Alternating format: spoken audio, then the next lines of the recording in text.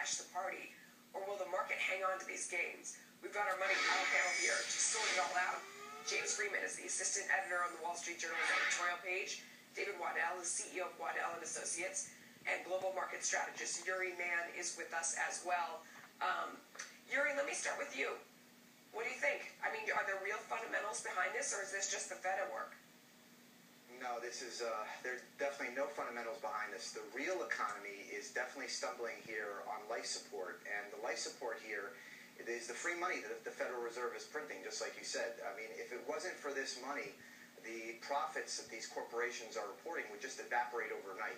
So there are just too many bubbles that are affecting the economy today, and there's a very good chance that the stock market is going to fall at least 5 to 10% in the next 3 months.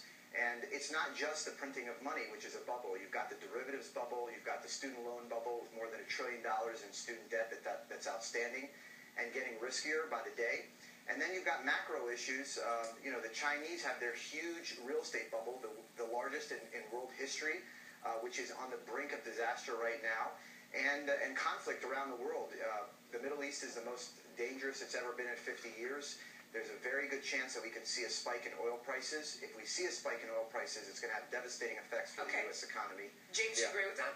Well, I agree that the student loan bubble is a problem. I agree that the Fed's been printing too much money. It's a concern. You wonder how they get out of it. But I would just, I guess I'd be a little more optimistic about U.S. business. I think it's really shown it can operate well in a tough environment the last few years. And if you looked at earnings ratios, stocks are not wildly overpriced. So you think of a bubble, this doesn't really look like it when you look at how they're priced relative to earnings. The problem is, though, and David, I'll let you address this, is that of course, the Fed has tripled the size of its balance sheet. When this whole thing started, it was below $1 trillion.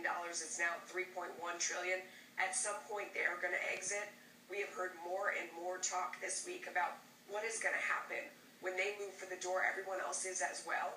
Won't that crash the stock market? It's not the beginning of a Fed tightening cycle that mortally wounds markets. It's the end of a Fed tightening cycle. And by the way, if the Fed is compelled to tighten, that means things have accelerated in the real economy. So to me, that might cause a short-term disruption, but it's actually, if you look at history, a marker of a decent situation. So indulge me for a second, and I want to address Uri's point a little bit.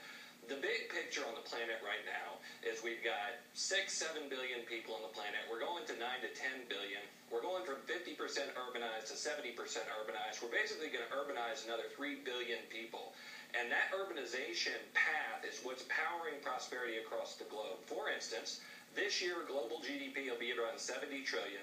The global economy will grow by 3 or 4%. That adds in economic size about the amount of Brazil.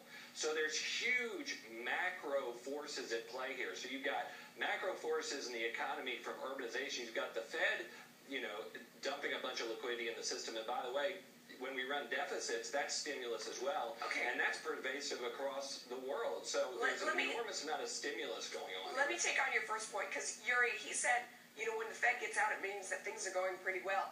Not necessarily. I mean, they've said they're going to exit when unemployment hits 6.5%. That's not necessarily very terrific. And it's not the beginning, it's the end. Well, as soon as they signal they're selling, many famous hedge fund managers have said they're going to get out like nobody's business. Melissa, the issue here is, what is the real economy, and are we creating growth or are we not? In the short term, you can see that today the free money is flowing to the large companies. The stock market is going up. But traditionally, the economic engine of every country has been small businesses. And small businesses today are struggling more than ever. They do not have access to capital. They do not have access to funds. And until they do, we're not going to see real growth.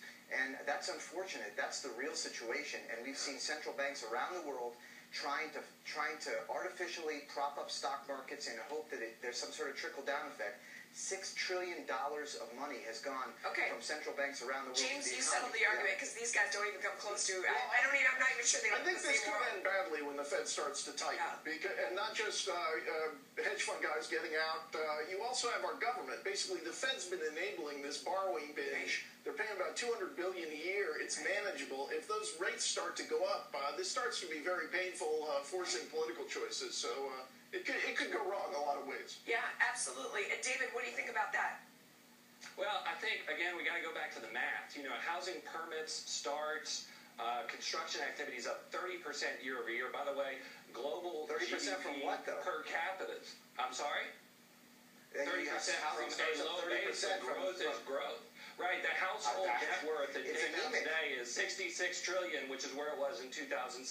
So you can argue about the absolute level, but it's the trend that the market cares about. Okay. And we're, by the way, from a sentiment perspective, I mean, I'm so glad that we're arguing about this because that means that there's enough bearish sentiment that there's powder dry, which will enable the market to go higher. I mean, if we're going to sell because the Fed's going to tighten when unemployment gets to 6.5%, which won't happen until 2015, then you guys are going to miss out on a huge run in the market. That is a great and important point, is that this exit that we're talking about isn't imminent, but when it happens, I do think it's going to be really swift, and that's what the concern is for a lot of people. Thanks to all three of you for coming on. We appreciate it. Thank you. Thank you. So